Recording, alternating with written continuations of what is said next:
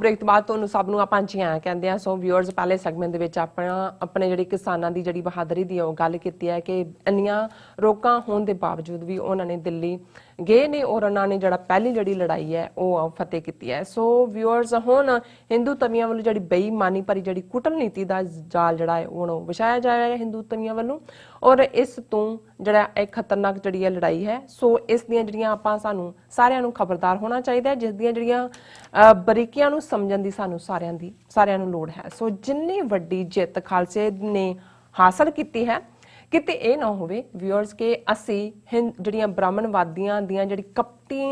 ਕਪਟੀਆਂ ਚਾਲਾਂ ਨੇ ਇਸ ਵਿੱਚ ਫਸ ਜਾਈਏ। ਇਸ ਵੇਲੇ ਦਿੱਲੀ ਨੂੰ ਸਿੰਘਾਂ ਨੇ ਚਾਰ ਚੁਫੇਰੇ ਤੋਂ ਜਿਹੜਾ ਉਹ ਘੇਰਿਆ ਹੋਇਆ ਹੈ। ਕਿਸੇ ਪਾਰਕ ਵਿੱਚ ਜਾਣ ਦੀ ਕੋਈ ਲੋੜ ਨਹੀਂ ਹੈ। ਇਸ ਘੇਰਾਬੰਦੀ ਚੋਂ ਆਪਣਾ ਜਿਹੜਾ ਮਕਸਦ ਹੈ ਉਹ ਆਸਾਨੀ ਨਾਲ ਹਾਸਲ ਕੀਤਾ ਜਾ ਸਕਦਾ ਹੈ। ਸੋ ਇਸ ਲਹਿਰ ਨੂੰ ਅਰਬ ਸਪਰਿੰਗ ਲਹਿਰ ਵਾਂਗ ਸਿੱਖ ਕੌਮ ਦੀ ਆਜ਼ਾਦੀ ਦੀ ਲੜਾਈ ਵਿੱਚ ਬਦਲਿਆ ਜਾ ਸਕਦਾ ਹੈ। ਸੋ ਇਸ ਬਾਰੇ ਆਪਾਂ ਵਿਚਾਰ ਚਰਚਾ ਕਰਨ ਜਾ ਰਹੇ ਹਾਂ। ਸੋ ਅਸੀਂ ਚਾਹਾਂਗੇ ਕਿ ਤੁਸੀਂ ਨਾਲ ਇਸੇ ਤਰ੍ਹਾਂ ਬਣੇ ਰਹਿਣਾ। ਦੇਖਣ ਸੁਣਨ ਤੁਹਾਡਾ ਸਭ ਦਾ ਬਹੁਤ ਬਹੁਤ ਸ਼ੁਕਰੀਆ ਜੀ। ਡਾਕਟਰ ਸਾਹਿਬ ਕੀ ਕਹਿਣਾ ਚਾਹੋਗੇ? ਦੇਖੋ ਜਿੱਥੇ ਪਹਿਲਾ ਸਾਡਾ ਡਿਸਕਸ਼ਨ ਦਾ ਟੌਪਿਕ ਪ੍ਰਾਈਡ ਸੀ ਜਿਹੜਾ ਸੱਚਮੁੱਚ ਉਸ ਧਰਤੀ ਦੇ ਜਾਈਆਂ ਨੇ ਸਾਨੂੰ ਦਿੱਤਾ ਹੈ ਦੁਨੀਆ ਭਰ ਦੇ ਵਿੱਚ ਔਰ ਬਹੁਤ ਵਾਰ ਜਿਹੜਾ ਉਤਸ਼ਾਹ ਹੁੰਦਾ ਹੈ ਐਂਥੂਸੀਆਜ਼ਮ ਹੁੰਦਾ ਹੈ ਉਸੇ ਚੋਂ ਹੀ ਕ੍ਰੀਏਸ਼ਨ ਹੁੰਦੀ ਹੈ। ਉਹ ਇੰਡੀਵਿਜੂਅਲ ਜ਼ਿੰਦਗੀ ਹੋਏ ਜੇ ਤੁਹਾਡਾ ਦਿਨ ਉਤਸ਼ਾਹ ਦੇ ਨਾਲ ਸ਼ੁਰੂ ਹੁੰਦਾ ਹੈ ਜੋਸ਼ ਦੇ ਨਾਲ ਸ਼ੁਰੂ ਹੁੰਦਾ ਹੈ ਤੇ ਤੁਸੀਂ ਕਿੰਨਾ ਕੁਝ ਉਸ ਦਿਨ 'ਚ ਕਰ ਲੈਂਦੇ ਹੋ। ਇਹੀ ਗੱਲ ਕੌਮਾਂ ਦੀ ਜ਼ਿੰਦਗੀ 'ਚ ਹੁੰਦੀ ਹੈ।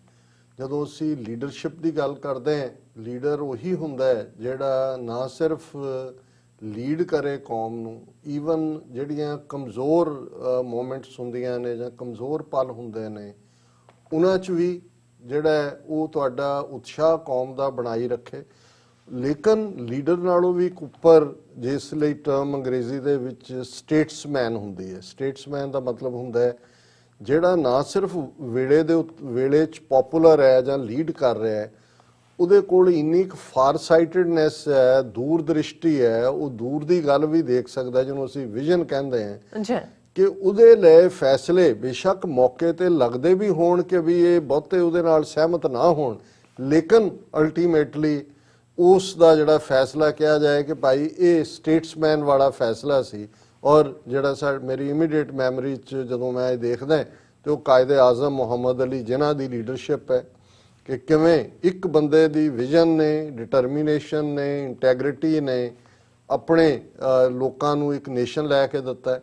ਇਸ ਦੇ ਉਲਟ ਜਿੱਥੇ ਅਸੀਂ ਆਪਣੇ ਉਸ ਦੌਰ ਦੇ ਲੀਡਰਾਂ ਦੀ ਜਿਹੜੇ ਸਿੱਖਾਂ 'ਚ ਬਹੁਤ ਪਪੂਲਰ ਸੀ ਲੋਕ ਵੀ ਭਲੇ ਹੋਣਗੇ ਕੋਈ ਬੇਈਮਾਨ ਨਾ ਅੱਜ ਦੇ ਤੁਸੀਂ ਕੰਪੈਰੀਜ਼ਨ 'ਚ ਲੇਕਿਨ ਜਦੋਂ ਵੇਲਾ ਆਇਆ 47 ਦਾ ਦੌਰ ਤੇ ਫਿਰ ਉਹਦਾ ਨਤੀਜਾ ਜਿਸ ਨੂੰ ਅਕਸਰ ਉਰਦੂ ਦੇ ਇਸ ਕਪਲੇਟ 'ਚ ਮੈਂ ਦੁਹਰਾਉਂਦਾ ਕਿ ਉਹ ਵਕਤ ਵੀ ਦੇਖਾ तारीख की घड़ियों ने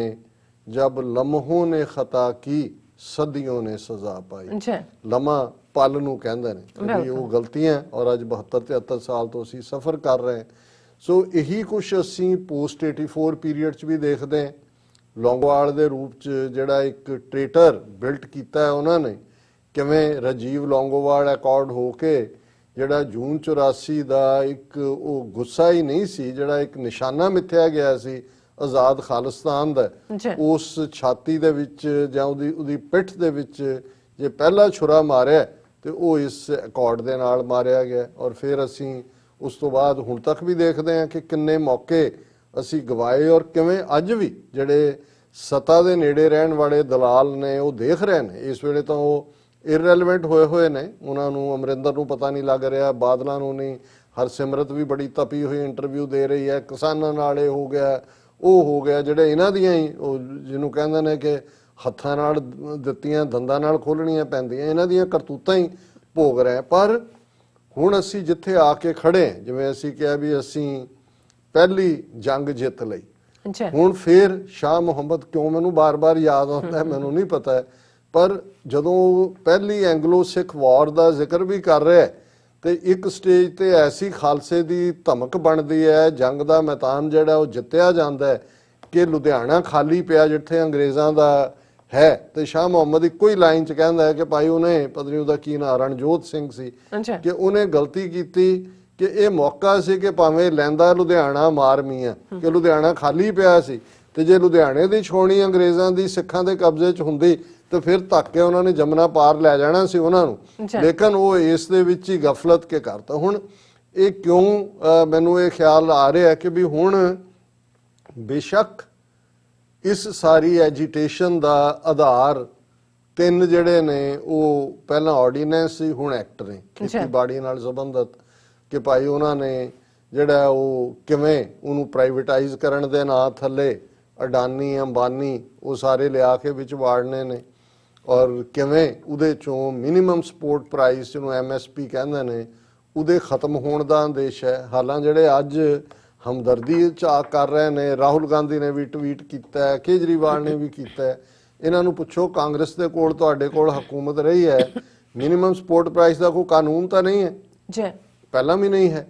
ਉਹ ਐਗਜ਼ੈਕਟਿਵ ਡਿਸੀਜਨ ਨੇ, ਹੁਣ ਵੀ ਉਹ ਕਹਿੰਦਾ ਜੀ ਨਹੀਂ ਅਸੀਂ ਨਹੀਂ ਤੋੜਾਂਗੇ ਉਹਨੂੰ, ਕੌਣ ਪਹਿਲਾਂ ਵੀ ਜਿਹੜਾ ਐਗਜ਼ੈਕਟਿਵ ਡਿਸੀਜਨ ਹੈ। ਲੇਕਿਨ ਇਸ ਸਾਰੇ ਦੇ ਥੱਲੇ ਜੇ ਹੁਣ ਬਹੁਤ ਵੱਡੀ ਜਿੱਤ ਜਿਹੜੀ ਇਹ ਕਿਸਾਨ 30-31 ਜਥੇਬੰਦੀਆਂ ਨੇ ਉਹਨਾਂ ਨੂੰ ਲੱਗੇਗੀ ਜੇ ਹਕੂਮਤ ਕਹੇ ਜੀ ਅਸੀਂ ਸਾਰੇ ਕਾਨੂੰਨ ਕੀਤੇ ਰੱਦ, ਜਿਹਦੀ ਹਾਲਾਂ ਪੋਸੀਬਿਲਿਟੀ ਨਹੀਂ ਹੈ ਪਰ ਹੋ ਸਕਦਾ ਹੈ, ਤੇ ਜਿਹੜੀ ਇਹਨਾਂ ਨੂੰ ਪੀਰੀਟਡ ਵਿਕਟਰੀ ਦੇ ਸਕਦੇ ਨੇ ਉਹ ਕਿ ਜੀ ਇਹ ਵੀ ਕਹਿ ਸਕਦੇ ਨੇ ਅਸੀਂ ਜਿੱਤ ਗਏ, ਸਰਕਾਰ ਵੀ ਕਹਿ ਸਕਦੇ ਅਸੀਂ ਹਾਰੇ ਨਹੀਂ, ਉਹ ਹੋਏਗਾ ਕਿ ਅਮੈਂਡਮੈਂਟ ਕਿਸੇ ਐਕਟ 'ਚ ਕਰ ਦੇਣਗੇ ਜਿਹਦੇ 'ਚ ਮਿਨੀਮਮ ਸਪੋਰਟ ਪ੍ਰਾਈਸ ਜਿਹੜਾ ਉਹ ਕਹਿ ਦੇਣਗੇ ਜੀ ਹੋਏਗਾ, ਪਰ ਉਹਦਾ ਵੀ ਕੋਈ ਮਤਲਬ ਨਹੀਂ ਰਹਿ ਜਾਣਾ। ਮਿਨੀਮਮ ਜਦੋਂ ਤੁਸੀਂ ਪ੍ਰਾਈਵੇਟਾਈਜ਼ ਕਰ ਰਹੇ ਹੋ, ਮੰਡੀਆਂ ਰਹਿਣ ਵੀ ਦੇਣ, ਤੇ ਜੇ ਤੁਸੀਂ ਉਹਦੇ ਲਈ ਫਿਰ ਇਹ ਹੋਏਗਾ ਜੀ ਤੁਸੀਂ ਜੇ ਮਿਨੀਮਮ ਸਪੋਰਟ ਪ੍ਰਾਈਸ ਤੋਂ ਕੋਈ ਘੱਟ ਖਰੀਦਦਾ ਤੇ ਉਹਦੀ ਸਜ਼ਾ ਦਾ ਵਿਧਾਨ ਕਰੋ ਜੀ 5 ਸਾਲ ਉਹਦੀ ਸਜ਼ਾ ਹੋਏ। ਉਹ ਵੀ ਹੁਣ ਬਹੁਤ ਸਾਰੀਆਂ ਚੀਜ਼ਾਂ ਜਿਨ੍ਹਾਂ ਦਾ ਮਿਨੀਮਮ ਸਪੋਰਟ ਪ੍ਰਾਈਸ ਮਿੱਥਿਆ ਜਾਂਦਾ ਹੈ ਸੈਂਟਰ ਵੱਲੋਂ, ਯੂਪੀ ਬਿਹਾਰ ਦੇ ਵਿੱਚ ਉਹ ਜਿਹੜਾ ਉਸ ਤੋਂ ਅੱਧੇ 'ਚ ਵੀ ਨਹੀਂ ਵਿਕਦਾ ਹੈ। ਸੋ ਬਹੁਤ ਗੁੱਡ ਸਿਨੈਰੀਓ ਹੈ ਕਿ ਜੀ ਉਹ ਕਹਿਣ ਸਾਰੇ ਖਾਲੀ ਅਸੀਂ ਵਾਪਸ ਲੈ ਲਏ। ਹੁਣ ਇਹ ਇਵੇਂ ਹੀ ਹੈ ਕਿ ਤੁਹਾਡੀ ਰੋਟੀ ਸੀ, ਕੋਈ ਆਇਆ ਉਹਨੇ ਤੁਹਾਡੇ ਕੋਲੋਂ ਖੋਈ, ਤੁਸੀਂ ਚੀਕਾਂ ਚੁੱਕਾਂ ਮਾਰੀਆਂ ਉਹਨੇ ਤੁਹਾਨੂੰ ਵਾਪਸ ਕਰਤੀ, ਤੁਹਾਡੀ ਤਾਂ ਸਿਚੁਏਸ਼ਨ ਕੋਈ ਨਹੀਂ ਬਦਲੀ, ਤੁਸੀਂ ਤਾਂ ਪਹਿਲਾਂ ਵੀ ਉਹੀ ਸੀ।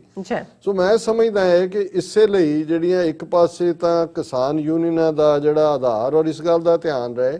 ਕਿ ਇਹ ਜਿਹੜੀ ਸ਼ੰਭੂ ਬਾਰਡਰ ਤੋਂ ਜਾਂ ਘਨੌਰੀ ਤੋਂ ਜਾਂ ਡੱਬਵਾਲੀ ਤੋਂ ਕਿਸਾਨਾਂ ਦਾ ਦਿੱਲੀ ਪਹੁੰਚਣਾ ਹੈ, ਇਹ ਜਿਹੜੀ ਲੀਡ ਕਰ ਰਹੀ ਗੁਰਾਹਾਂ ਫੈਕਸ਼ਨ ਹੈ ਉਹਨਾਂ ਦੀ ਬਦੌਲਤ ਨਹੀਂ ਹੈ। ਉਹਨਾਂ ਨੇ ਤਾਂ ਐਲਾਨ ਕਰਤਾ ਸੀ ਉੱਥੇ ਕਿ ਭਾਈ ਠੀਕ ਹੈ ਜੇ ਬਾਰਡਰ ਬੰਦ ਹੈ ਇੱਥੇ ਹੀ ਧਰਨੇ ਤੇ ਬੈਠ ਜਾਓ, ਉਹਨਾਂ ਨੇ ਐਲਾਨ ਵੀ ਕਰ ਦਿੱਤਾ ਹੈ ਡੱਬਵਾਲੀ ਵਾਲੇ ਪਾਸੋਂ ਅਸੀਂ 1 ਹਫ਼ਤੇ ਲਈ ਹੁਣ ਇੱਥੇ ਬੈਠਾਂਗੇ। ਹੁਣ ਇਹ ਹੈ ਜਵਾਨੀ ਦਾ ਜ਼ੋਰ, ਬਿਲਕੁਲ, ਔਰ ਇਹ ਹੈ ਉਸ ਸ਼ੰਭੂ ਮੋਰਚਾ ਜਿਹੜੀ ਬੇਸ਼ੱਕ ਜਿਸ ਦੇ ਉੱਤੇ ਕਈਆਂ ਵੱਲੋਂ ਸਵਾਲੀਆ ਨਿਸ਼ਾਨ ਵੀ ਖੜੇ ਕੀਤੇ ਜਾ ਰਹੇ ਨੇ। ਅਸੀਂ ਸਮਝਦੇ ਹਾਂ ਵੀ ਜਿਹਨੂੰ ਕਹਿੰਦੇ ਨੇ ਵਾਚ ਐਂਡ ਸੀ ਲਾਈਨ ਰੱਖਣੀ ਚਾਹੀਦੀ ਹੈ, ਜਿਨ੍ਹਾਂ ਨੇ ਇਹ ਇੱਕ ਨੈਰੇਟਿਵ ਬਣਾਇਆ ਕਿ ਭਾਈ ਇਹ ਲੜਾਈ ਸਾਡੀ ਹੋਂਦ ਦੀ ਹੈ, ਪੰਜਾਬ ਦੀ ਹੋਂਦ ਦੀ ਹੈ, ਇਹ ਪੰਜਾਬ ਵਰਸਸ ਦਿੱਲੀ ਹੈ। ਉੱਥੇ ਗੱਲ ਸਿਰਫ ਖੇਤੀਬਾੜੀ ਦਾ, ਉਹਦੇ 'ਚ ਸਾਡਾ ਪਾਣੀ ਵੀ ਹੈ, ਸਾਡੀ ਹੋਂਦ ਵੀ ਹੈ, ਸਾਡਾ ਫਲਾਣਾ ਵੀ ਹੈ, ਔਰ ਬਹੁਤ ਸਾਰਿਆਂ ਨੇ ਜਿਹੜੇ ਕਲਾਕਾਰ ਜਾਂ ਦੂਜੇ ਨੇ ਉਹਨਾਂ ਨੇ ਵੀ ਆ ਕੇ ਜੇ ਹਾਜ਼ਰੀ ਲਵਾਈ ਜਾਂ ਪੰਥਕ ਐਕਟਿਵਿਸਟ ਨੇ, ਹਾਲਾਂ ਮੈਂ ਉੱਥੇ ਮੇਰੀ ਕਿਸੇ ਨਾਲ ਕੋਈ ਨਿੱਜੀ ਨਹੀਂ ਹੈ ਕਿ ਵੀ ਮੈਂ ਕਿਸੇ ਨੂੰ ਕੋਈ ਹਮਾਇਤ ਕਰ ਰਿਹਾ ਜਾਂ ਵਿਰੋਧ ਕਰ ਰਿਹਾ, ਜਿਵੇਂ ਕੁਝ ਸਰਕਲ ਵੱਲੋਂ ਕਿਹਾ ਗਿਆ ਹੈ ਜੀ ਫਲਾਣਾ ਵੀ ਏਜੰਸੀਆਂ ਦਾ ਫਲਾਣਾ ਵੀ, ਮੈਂ ਕਿਹਾ ਜੀ ਗੱਲ ਨੈਰੇਟਿਵ ਦੀ ਹੈ। ਬਾਕੀ ਤਾਂ ਅੱਜ ਕੱਲ ਹੁਣ ਇੰਨੀ ਕੁ ਗੱਲ ਟਰਾਂਸਪੇਰੈਂਟ ਹੁੰਦੀ ਜਾ ਰਹੀ ਹੈ ਕਿ ਬਈ ਜਿਹੜਾ ਵੀ ਏਜੰਟੀ ਕਰੇਗਾ ਉਹ ਬਚ ਕੇ ਨਿਕਲ ਨਹੀਂ ਸਕਦਾ, ਉਹ ਸਾਹਮਣੇ ਹੋਏਗਾ। ਲੇਕਿਨ ਇਸ ਵੇਲੇ ਜਿਹੜਾ ਨੈਰੇਟਿਵ ਹੈ ਉਹ ਬੜਾ ਕਲੀਅਰ ਹੈ। ਹੁਣ ਅਸੀਂ ਸਮਝਦੇ ਹਾਂ ਕਿ ਵੀ ਤੁਸੀਂ ਬ੍ਰਾਹਮਣ ਦਾ ਕਪਟਵਾਦ ਦੇਖੋ। ਹੁਣ ਕਪਟਵਾਦ ਇਹ ਹੈ ਕਿ ਵੀ ਉਹਨਾਂ ਨੇ ਫਾਈਨਲੀ ਜਦੋਂ ਉਹਨਾਂ ਨੇ ਕਿਹਾ ਜੀ ਠੀਕ ਹੈ ਦਿੱਲੀ 'ਚ ਅਸੀਂ ਤੁਹਾਨੂੰ ਅਲਾਉ ਕਰ ਦਿੰਨੇ, ਉਹ ਜਾਣਾ ਚਾਹੁੰਦੇ ਸੀ ਜੰਤਰ ਮੰਤਰ ਜਿੱਥੇ ਪ੍ਰੋਟੈਸਟ ਹੁੰਦੇ ਨੇ, ਜਾਂ ਰਾਮਲੀਲਾ ਗਰਾਊਂਡ ਜਿੱਥੋਂ ਰਾਮਦੇਵ ਸਲਵਾਰ ਪਾ ਕੇ ਨਿਕਲੇ ਦੌੜਿਆ ਸੀ ਉਸ ਸਾਰੇ ਦੇ ਅੰਨਾ ਹਜ਼ਾਰੇ ਵੇਲੇ। ਉਹਨਾਂ ਕਿਹਾ ਜੀ ਨਹੀਂ ਇਹ ਤਾਂ ਤੁਹਾਨੂੰ ਨਹੀਂ ਅਸੀਂ ਦਿੰਦੇ, ਅਸੀਂ ਤੁਹਾਨੂੰ ਬਰਾੜੀ ਨਿਰੰਕਾਰੀ ਗਰਾਊਂਡ ਹੈ ਉਹ ਦੇ ਦਿੰਨੇ ਆ, ਉਹਦੇ 'ਚ 1 ਲੱਖ ਬੰਦਾ ਵੀ ਆ ਸਕਦਾ, 2 ਲੱਖ ਵੀ ਆ। ਇੱਕ ਅੱਧਾ ਗਰੁੱਪ ਕਿਸੇ ਪਾਸਿਓਂ ਜਿਨ੍ਹਾਂ ਨੂੰ ਸ਼ਾਇਦ ਪਤਾ ਨਹੀਂ ਸੀ ਉਹਦੀਆਂ ਨੁਆਂਸਿਸ ਦਾ, ਉੱਥੇ ਲਿਜਾ ਕੇ ਬਿਠਾ ਵੀ ਦਿੱਤੇ। ਹੁਣ ਮੈਨੂੰ ਇੱਕਦਮ ਜਦੋਂ ਮੈਂ ਇਹ ਸਵੇਰੇ ਦੇਖਿਆ ਕਿ ਵੀ ਉਹਨਾਂ ਨੇ ਖੋਲ ਦਿੱਤਾ ਦਿੱਲੀ ਆ ਜਾਓ, ਕੇਜਰੀਵਾਲ ਨੇ ਕਿਹਾ ਕਿ ਜੀ ਮੈਂ ਉੱਥੇ ਬਰਾੜੀ ਜਿਹੜਾ ਨਿਰੰਕਾਰੀ ਗਰਾਊਂਡ 'ਚ ਅਸੀਂ ਲੰਗਰ ਦਾ ਵੀ ਪ੍ਰਬੰਧ ਕਰਾਂਗੇ, ਡਾਕਟਰਾਂ ਦਾ ਵੀ ਖੁਦ ਸੁਪਰਵਾਈਜ਼, ਉੱਥੇ ਅਸੀਂ ਟਾਇਲਟ ਰੱਖ ਦਿਆਂਗੇ, ਫਲਾਣਾ ਰੱਖ ਦਿਆਂਗੇ। ਮੈਨੂੰ ਇੱਕਦਮ ਖਿਆਲ ਆਇਆ, ਮੈਂ ਕਿਹਾ ਛੋਟੇ ਸਾਹਿਬਜ਼ਾਦੇ ਜ਼ੋਰਾਵਰ ਸਿੰਘ ਫਤਿਹ ਸਿੰਘ ਪਹਿਲੇ ਦਿਨ ਜਦੋਂ ਉਹਨਾਂ ਨੇ ਸੂਬਾ ਸਰਹੰਦ ਦੀ ਕਚਹਿਰੀ 'ਚ ਆ ਕੇ ਫਤਿਹ ਬੁਲਾਈ ਔਰ ਉਹਨਾਂ ਨੇ ਝੁਕਣ ਤੋਂ ਨਾ ਕੀਤੀ, ਤੇ ਜਿਹੜਾ ਉਹ ਬ੍ਰਾਹਮਣ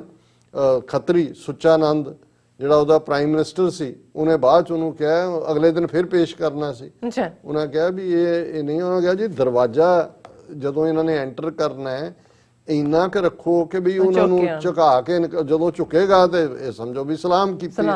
ਹੁਣ ਸਾਡੀ ਹਿਸਟਰੀ ਕਹਿੰਦੀ ਹੈ ਵੀ ਜ਼ੋਰਾਵਰ ਸਿੰਘ ਹਾਲਾਂ ਇੱਕੋ ਜਿਹੀ ਉਮਰ ਦੇ 7 ਤੇ 9 ਸਾਲ ਦੇ ਨੇ, ਉਹ ਆ ਕੇ ਉੱਥੇ ਖਲੋ ਗਏ, ਉਹਨਾਂ ਨੂੰ ਇੱਕਦਮ ਸਮਝ ਆ ਗਈ ਵੀ ਇਹ ਖੇਡ ਹੈ। ਉਹਨਾਂ ਪਹਿਲਾਂ ਜੁੱਤੀ ਅੰਦਰੋਂ ਦੀ ਉਹਦੇ ਅੰਦਰ ਕੱਢੀ, ਉਹਦੇ ਵੱਲ ਦਿਖਾ ਕੇ ਸੂਬੇ ਦੇ, ਫਿਰ ਆਪ ਆਏ।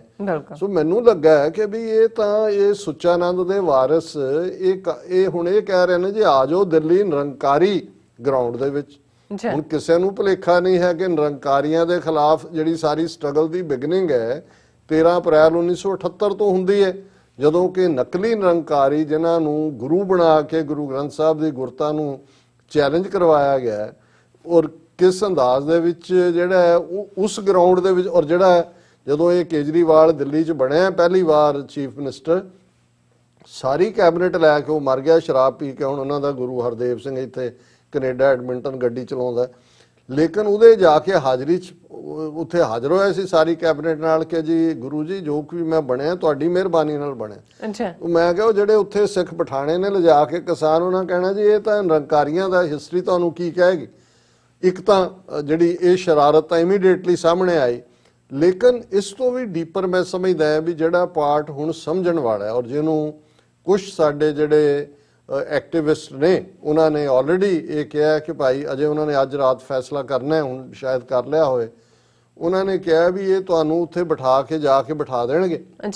ਔਰ ਜਿਵੇਂ ਸ਼ਾਹੀਨ ਬਾਗ ਵਾਲੇ ਬਹਿ ਕੇ 2-3 ਮਹੀਨੇ ਬਾਅਦ ਚ ਕੋਵਿਡ ਦਾ ਬਹਾਨਾ ਆ ਗਿਆ, ਫਿਰ ਰਾਈਟਿੰਗ ਕਰਾਤੀ, ਉਠਾਤੇ ਤੇ ਬੈਠੇ, ਕਹਿੰਦੇ ਹੁਣ ਤਾਂ ਤੁਸੀਂ ਦਿੱਲੀ ਘੇਰੀ ਹੋਈ ਹੈ, ਹੁਣ ਦਿੱਲੀ ਦੀ ਐਂਟਰੀ ਜਿਹੜੇ ਪਾਸਿਓਂ ਵੀ ਹੈ 3-4 ਤੋਂ ਉਹਦੇ ਚ ਹਜ਼ਾਰਾਂ ਬੈਠੇ ਨੇ ਪੂਰੇ। ਉਹਨਾਂ ਨੇ ਕਿਹਾ ਕਿ ਵੀ ਹੁਣ ਇਹਨਾਂ ਨੂੰ ਤਾਂ ਬੰਦ ਕਰ ਦਿਓ, ਕਿਸੇ ਦਾ ਵੀ ਅੰਦਰ ਆਣਾ ਜਾਣਾ, ਉਹ ਤਾਂ ਤੁਸੀਂ ਘੇਰ ਕੇ ਬੈਠੇ ਹੀ ਹੋ,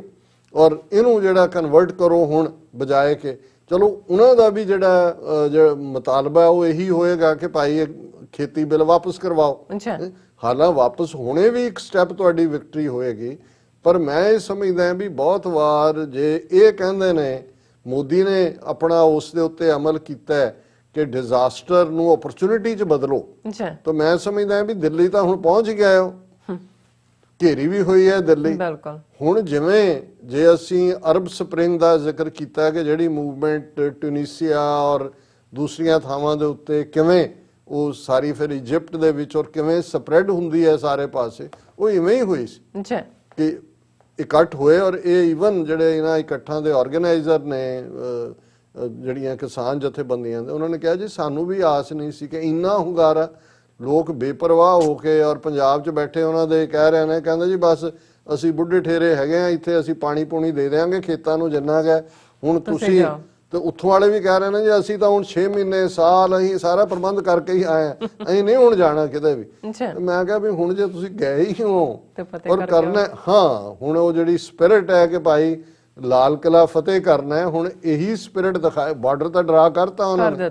ਔਰ ਇਹਦੇ 'ਚ ਮੈਂ ਸਮਝਦਾ ਵੀ ਜਿਹੜੇ ਪੋਜ਼ਿਟਿਵ ਫੈਕਟਰ ਨੇ ਹਰਿਆਣੇ 'ਚ, ਕਿ ਕਿਵੇਂ ਹਰਿਆਣੇ ਦੇ ਬੇਸ਼ੱਕ ਜਿਹੜਾ ਸਾਨੂੰ ਬਹੁਤ ਵਿਜ਼ੀਬਲ ਕਿਸਾਨ ਨਜ਼ਰ ਆਇਆ ਉਹ ਸਿੱਖ ਬੈਲਟ ਦਾ ਹੀ ਹੈ, ਉਹ ਅੰਬਾਲੇ ਦਾ ਹੋਏ, ਕਰਨਾਲ ਦਾ ਹੋਏ, ਸੋਨੀਪਤ ਦਾ ਹੋਏ, ਕੈਥਲ ਦਾ ਹੋਏ, ਉਹਨਾਂ ਦਾ, ਪਰ ਕੁੱਲ ਮਿਲਾ ਕੇ ਜੇ ਤੁਸੀਂ ਬਾਡੀ ਲੈਂਗੁਏਜ ਦੇਖਣੀ ਹੋਏ, ਹੁਣ ਹਰਿਆਣੇ ਦੇ ਜਿਹੜੇ ਜਾਟ 6-6 ਫੁੱਟੇ ਉਹਨਾਂ ਦੇ ਸਪਾਈ ਜਾਂ ਦੂਜੇ ਵੀ ਸੀ, ਉਹ ਵੀ ਹਮਦਰਦੀ ਵਾਲੀਆਂ ਅੱਖਾਂ ਨਾਲ ਦੇਖਣੀ। ਤਾਂ ਜਾਟ ਬੜੇ ਜਿਹੜੇ ਨੇ ਉਹਨਾਂ ਦਾ ਇੱਕ ਆਪਣਾ ਜਿਹੜਾ ਉਹ ਤਾਂ ਤਾਇਆ ਜੀ ਨਹੀਂ ਕਹਿੰਦੇ, ਤਾਊ ਕਹਿੰਦੇ ਨੇ, ਉਹ ਤਾਂ ਜੀ ਹੈ ਹੀ ਨਹੀਂ ਉਹਨਾਂ ਦੀ ਲੈਂਗੁਏਜ। ਲੇਕਿਨ ਔਰ ਇਸੇ ਤਰ੍ਹਾਂ ਕੁਝ ਥਾਵਾਂ ਦੇ ਉੱਤੇ ਜਿਹੜੇ ਹਰਿਆਣੇ ਦੇ ਨੇ ਅਦਰ ਵੇ ਅਰਾਊਂਡ ਉਹ ਜੁਆਇਨ ਵੀ ਕੀਤੇ ਨੇ, ਔਰ ਹੌਸਟਿਲਿਟੀ ਨਹੀਂ ਨਜ਼ਰ ਆਈ। ਉਹ ਸਾਰੇ ਉਹ ਕਹਿੰਦੇ ਨੇ ਇਹ ਖੱਟੜ ਨਹੀਂ ਜੀ ਖਟਮਲ ਹੈ, ਵੀ ਇਹ ਪਿਆ ਸਾਨੂੰ ਚੰਬੜਿਆ, ਉਹ ਵੀ ਸ਼ੁਕਰ ਕਰਨਗੇ ਕਿ ਭਾਈ ਇਹ ਤੋਂ ਜਾਨ ਛੁੱਟੇ। ਲੇਕਿਨ ਮੈਂ ਇਹ ਵੀ ਦੇਖ ਰਿਹਾ ਵੀ ਹੁਣ ਇਹ ਜਿਹੜੇ ਯੋਗਿੰਦਰ ਯਾਦਵ, ਹਾਲਾਂ ਉਹਨੂੰ ਤੁਸੀਂ ਐਡਮਾਇਰ ਕਰਦੇ ਹੋ, ਉਹਦਾ ਬੋਲਣ ਦਾ ਅੰਦਾਜ਼ ਦੇਖਦੇ ਹੋ, ਲੈਫਟਿਸਟ ਜਾਂ ਮੇਧਾ ਪਾਟੇਕਰ, ਹੁਣ ਉਹ ਜਾ ਕੇ ਸਾਰੇ ਯੂਪੀ ਵਾਲੇ ਇੱਕ ਬਾਰਡਰ ਤੇ ਗ੍ਰਿਫਤਾਰ ਹੋ ਗਏ ਕਿ ਜੀ ਉਹ ਸਾਨੂੰ ਨਹੀਂ ਨਿਕਲੇ ਨਹੀਂ ਦਿਆ, ਥੋੜੇ ਜਿਹੇ ਲੈ ਕੇ ਬੈਠੇ ਨੇ। ਹੁਣ ਲੈਫਟਿਸਟ ਦੀ ਕੋਸ਼ਿਸ਼ ਹੈ ਔਰ ਹਕੂਮਤੀ ਵੀ ਇਹ ਕਿਤੇ ਖਾਲਿਸਤਾਨੀ ਲਹਿਰ ਚ ਨਾ ਕਨਵਰਟ ਹੋ ਜਾए। नहीं, वो इन्हू भारतीय किसान नहीं जी आ रहे हैं, यूपी से भी, बिहार से भी हैं, कर्नाटका भी, चलो हो जान बहुत चंगा है,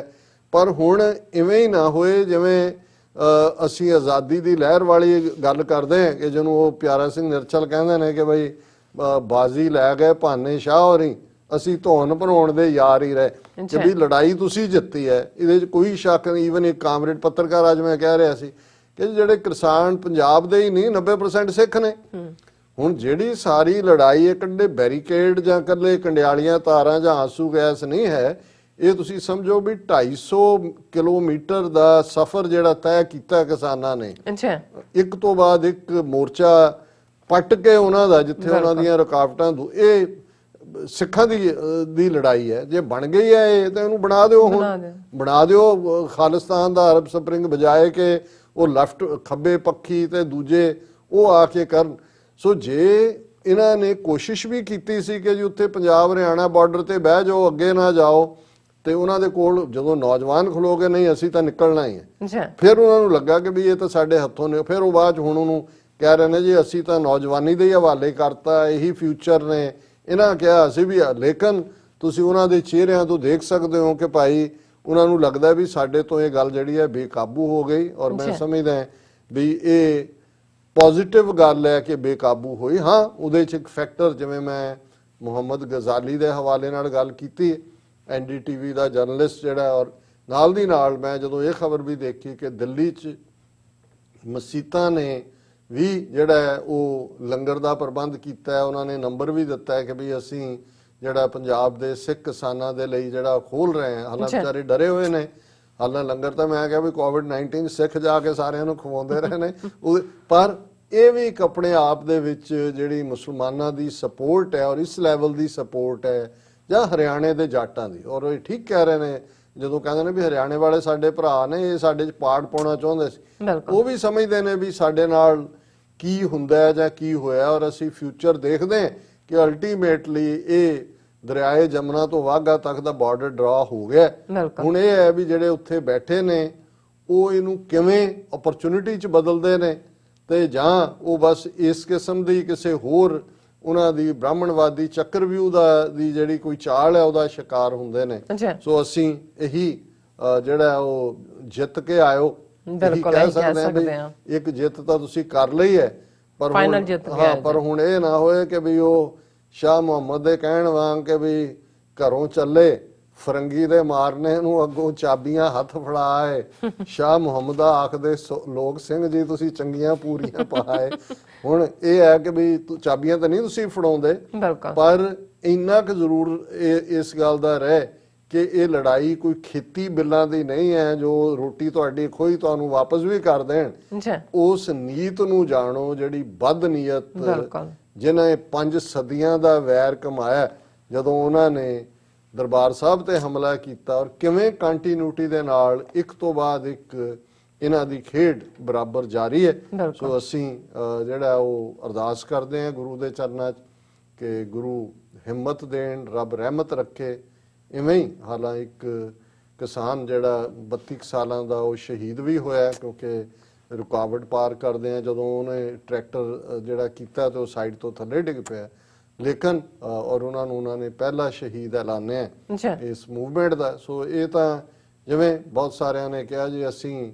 ਜਿਹੜਾ ਉਹ ਮਰਨ ਤੋਂ ਨਹੀਂ ਡਰਦੇ ਹਾਂ, ਸਾਨੂੰ ਤਾਂ ਇਹ ਹੈ ਕਿ ਭਾਈ ਸਾਨੂੰ ਤਾਂ ਚਾਅ ਚੜ ਜਾਂਦਾ ਹੈ ਕਿ ਇਹ ਸਾਰਾ ਜਿਹੜਾ ਅਸੀਂ ਆਪਣੇ ਗੁਰੂ ਦੀ ਜਿਹੜਾ ਉਹ ਦੱਸੀ ਹੋਈ ਰੀਤ ਕਿ ਭਾਈ ਸੀਸ ਦਿਆ ਪਰ ਸਿਰ ਨਾ ਦਿਆ, ਅਸੀਂ ਉਸ ਦੇ ਉੱਤੇ ਚੱਲੇ ਹੋਏ ਹਾਂ ਤੇ ਰੱਬ ਰਹਿਮਤ ਕਰੇ। ਬਿਲਕੁਲ ਡਾਕਟਰ ਸਾਹਿਬ, ਤੁਹਾਡਾ ਬਹੁਤ ਬਹੁਤ ਸ਼ੁਕਰੀਆ। ਸਾਥ ਲੈਣੇ ਅਪਡੇਟ ਵਿਊਅਰਸ, ਤੁਸੀਂ ਇਸ ਤਰ੍ਹਾਂ ਹੀ ਬਣੇ ਰਹਿਣਾ। ਮਿਲਦੇ ਹਾਂ ਆਫਟਰ ਦਿਸ ਸ਼ਾਰਟ ਬ੍ਰੇਕ।